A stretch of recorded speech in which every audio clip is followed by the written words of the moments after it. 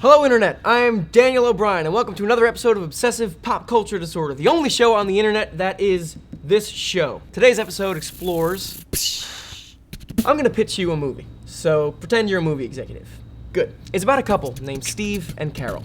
They have a wonderful relationship and everything is going great until one day, Carol gets pregnant and Steve's deep, dark secret is revealed.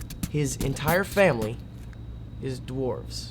Now, this leads to the central conflict of the film. Is Carol brave enough to keep this baby knowing it might be a little person? Pretend I stress that it's not a comedy. It's very, very serious. And let's say, for argument's sake, that my name is Wiener. I've just pitched you Mr. Wiener's very serious midget movie. Now, pretend I'm not fucking with you. Because I'm not. Because this movie is completely real. Back in 2003, while some people were making Return of the King, or X2, X-Men United, a director, writer, crew, and cast of legitimately already famous actors were making Tiptoes, one of the top 5 movies starring Gary Oldman as a little person that came out that year. There's one small problem.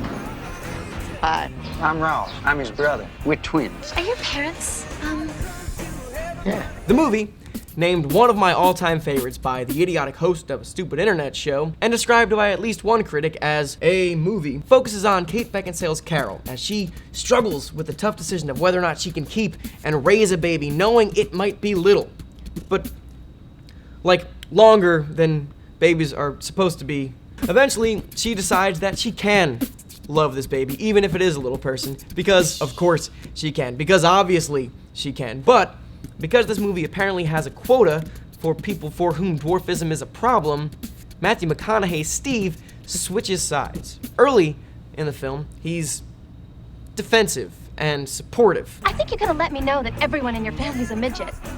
They're not midgets, Carol. They're dwarfs. Whatever. But once Carol gets on board, he switches to being offensive. Would it really be that big of a deal if our kid was a dwarf? They eventually get divorced when it becomes clear that Steve, whose entire family, remember, is dwarves, doesn't respect dwarves enough to properly care for his own child. So, the baby is left with Carol. Don't try to make sense of it. I have so much more to say. Rounding out the cast and proving that there is literally not a single role that he can't nail, Gary Oldman, who plays a character that is both Matthew McConaughey's twin brother and a little person, and he pulls it the hell off. Also, he sounds almost exactly like Jeff Foxworthy, so...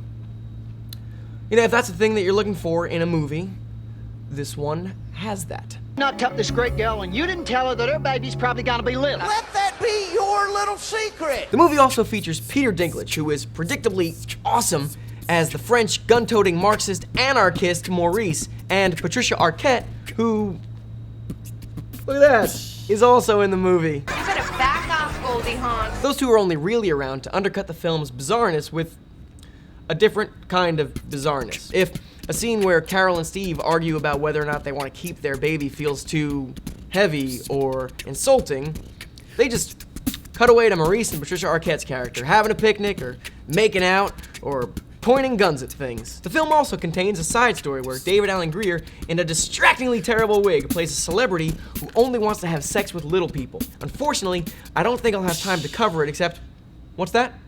Oh, I'm being told that actually I just covered literally everything about that subplot right here in this sentence, so... okay. The film ends whenever you decide to stop watching it, depending on your threshold for terrible movies. For some of you, this will come at the point where Matthew McConaughey, so distraught at the fact that his baby is going to be a little person, punches a hole in the wall of his delivery room. Others will check out almost immediately after they realize they're watching a movie about little people called Tiptoes. Personally, I watch the whole thing, because if I don't finish a movie after I've started it, I get terrible headaches that no doctor has been able to explain. Having seen all of it, I'm going to get into some spoiler territory now, so please mute your computers if you don't want me to ruin the ending for you. The movie blows. Well, that's all for today. Tune in next week when our topic will be Runaway Jury, best movie ever, or just another movie that also exists. I've been your host, Daniel O'Brien, and I'm sorry for introducing you to Tiptoes. But I love it. So I'm not that sorry. Party's got a little wild. I never expected this. There's sure a lot of midgets around. My man can do what he wants to do. Hi, I'm Cracked Soren Bowie. Subscribe, and I'll show you how strong I am. Oh, I did it.